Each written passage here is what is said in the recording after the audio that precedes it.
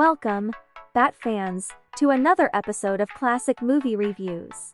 Today, we're diving into the dark, stylish world of Tim Burton's 1989 masterpiece, Batman. Let's suit up and get started. Hey everyone, I'm Lois, and today we're exploring Batman from 1989. A film that redefined the superhero genre and introduced us to a Gotham City like never before. With Michael Keaton donning the cape and cowl and Jack Nicholson delivering an iconic performance as the Joker, this film is a true classic. Let's begin with a brief plot summary. The film opens with Gotham City in the grip of crime and corruption. As the city's criminals run rampant, a mysterious vigilante known as Batman starts to make his presence known, striking fear into the hearts of wrongdoers. We follow Bruce Wayne, played by Michael Keaton, as he balances his life as a billionaire playboy with his secret identity as Batman. When gangster Jack Napier, portrayed by Jack Nicholson, is transformed into the maniacal Joker, Gotham descends into chaos. Batman must confront this new threat while grappling with his own demons. Let's talk characters. Michael Keaton's portrayal of Batman was initially met with skepticism, but he proved the critics wrong with his intense and brooding performance. Keaton's Batman is a complex character haunted by his past and driven by a sense of justice. And then there's Jack Nicholson's Joker. What can we say that hasn't already been said? Nicholson brings a perfect blend of menace and dark humor to the role, creating a villain that's both terrifying and strangely charismatic. Keaton's Batman is a man of few words, letting his actions speak for him. His quiet intensity contrasts sharply with Nicholson's Joker, who revels in chaos and anarchy. This dynamic creates a compelling hero-villain relationship that drives the film forward. Tim Burton's vision for Gotham City is another standout aspect of the film. The Gothic architecture, dark alleyways, and atmospheric music by Danny Elfman create a world that's both fantastical and grounded. The visual style of Batman set the tone for future superhero films, showing that these movies could be both artistically rich and commercially successful. Burton's Gotham is a character in itself, reflecting the dark and twisted nature of its inhabitants. The production design, combined with Elfman's iconic score, immerses viewers in a world where darkness and light are constantly at war. Batman 1989 also delves into themes of identity, duality, and the nature of heroism. Bruce Wayne's struggle with his alter ego raises questions about what it means to be a hero and whether the ends justify the means. Meanwhile, the Joker's transformation from a petty criminal to a psychotic villain explores the fragility of sanity and the impact of trauma.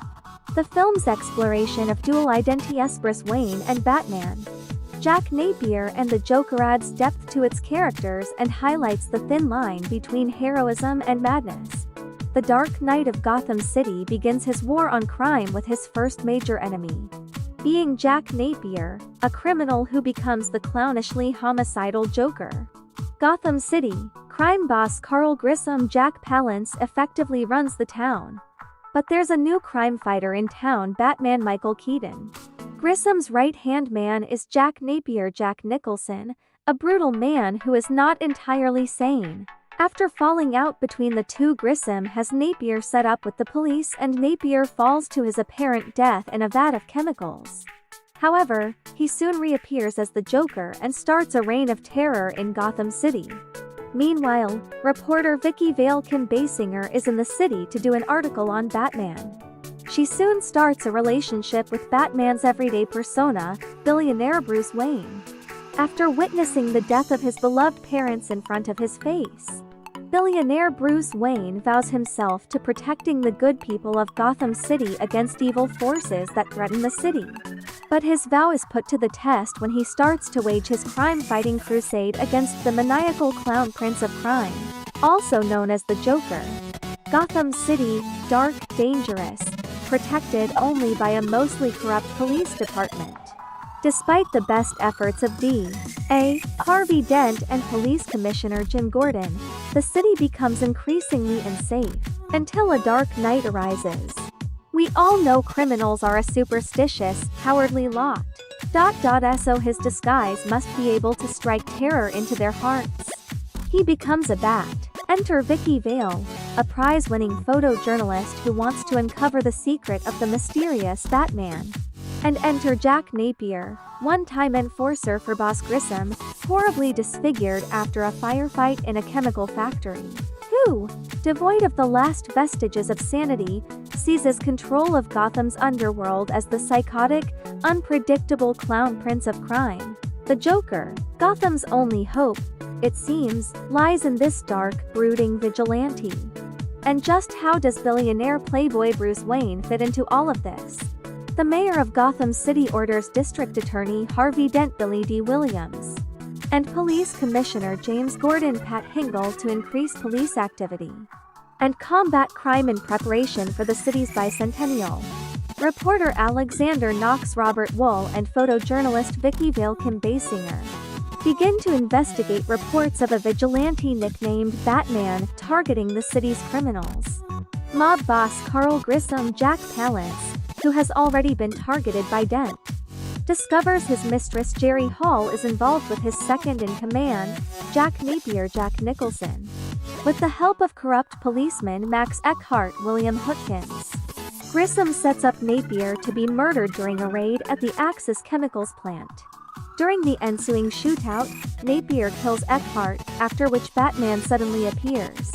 The two struggle, and Napier is accidentally knocked into a vat of chemical waste. Batman flees, and Napier is thought to be dead. Batman is in actuality Bruce Wayne Michael Keaton, a billionaire industrialist, who, as a child, witnessed his parents' murder at the hands of a mugger. Bruce meets and falls for Vicky at a fundraiser, and the two begin a relationship. Meanwhile, Napier survives the accident, but is horribly disfigured, with chalk-white skin, emerald green hair, and a permanent ruby-red grin. Driven insane by his reflection, he reinvents himself as the Joker, kills Grissom, and usurps his criminal empire. The Joker begins to spread terror in the city, first by lacing hygiene products with a deadly chemical known as Smilex, which causes victims to laugh to death when used in certain combinations. The Joker then sets a trap at the Gotham Museum of Art for Vicky, and he and his henchmen vandalize the surrounding works of art. Batman arrives and rescues Vicky, and the pair escape in the Batmobile. Batman gives information about Smilex to Vicky so she can warn the city via Gotham newspapers about the poison products. Bruce meets with Vicky at her apartment, prepared to tell her that he is Batman. They are interrupted by the Joker, who asks Bruce, "Have you ever danced with the devil by the pale moonlight?" Before shooting him, Bruce, who was wearing body armor, escapes, and recollects that the man who killed his parents asked him the same question. He realizes that the Joker killed his parents. Vicky suddenly appears in the Batcave, having been let in by Bruce's butler, Alfred Pennyworth Michael Goff. After avouching himself to Vicky, Bruce as Batman leaves to destroy the Axis chemical plant. Meanwhile, the Joker lures the townspeople to a nighttime parade with a promise to give away $20 million in cash. When the citizens arrive, however, he attacks them with Smilex gas, spewing it from his giant parade balloons. Batman arrives on the scene and saves Gotham City from the attack using the Batwing. But the Joker kidnaps Vicky and takes her to the top of a cathedral. Batman pursues the two, and at the top of the dusty edifice, he and the Joker confront each other in single combat. When the Joker attempts an escape via helicopter, Batman grapples the Joker's leg to a heavy stone sculpture, causing him to fall to his death. Commissioner Gordon unveils the bat signal along with a note from Batman read by Harvey Dent, promising to defend Gotham whenever crime strikes again. Nowadays there's a new superhero movie out every summer. But back in the 80s, superheroes were still considered to be entertainment mostly for children. Then The Dark Knight Returns by Frank Miller and The Killing Joke by Alan Moore came out and were a huge success. A movie was right around the corner. The plot takes place in the familiar setting of Batman's hometown, Gotham City. The city is all but controlled by mob boss Carl Grissom. with Police Commissioner Gordon and District Attorney Harvey Dent all but powerless to stop him. Enter the Caped Crusader, who starts making a name for himself as Gotham's protector. He becomes the interest of journalist Vicky Vale, who is determined to find out who is under the cowl. On the opposite side of the spectrum, a local thug working for Grissom, Jack Napier, encounters the Batman during a heist at a chemical plant, falls into the acid. He emerges with a permanent smile and christens himself as the Joker. Joker starts to take out the other mob bosses and terrorizes the city, with various deadly chemicals mixed with random everyday appliances. He also gains an infatuation with Vicky Vale and constantly stalks her. Batman has to stop the Joker and save Gotham from the scum that turned him into the hero he is. This movie captures the spirit of Batman almost perfectly. Gotham City is a huge Gothic metropolis that's unique style is something only Tim Burton could create. The casting is brilliant as well. Michael Keaton plays a perfect Batman as well as Bruce Wayne and is still one of my favorite Batmans today. Jack Nicholson was also a great choice as the Joker and manages to pull off a great blend of funny and creepy. Although I thought a few things could have been improved, like the action scenes and the lack of character development for Gordon and Dent. This movie was a great way of bringing Batman back to the silver screen. In conclusion, Batman 1989 is a groundbreaking film that has left an indelible mark on the superhero genre. With standout performances, a unique visual style, and a compelling story, it's no wonder this film remains a beloved classic. If you haven't seen it in a while, or if you've never experienced its dark magic, now is the perfect time to revisit Gotham City. Thanks for watching. Don't forget to like, subscribe, and hit the bell icon for more classic movie reviews. Leave a comment below with your thoughts on Batman 1989 and let us know which film you'd like us to review next. Until next time, stay heroic.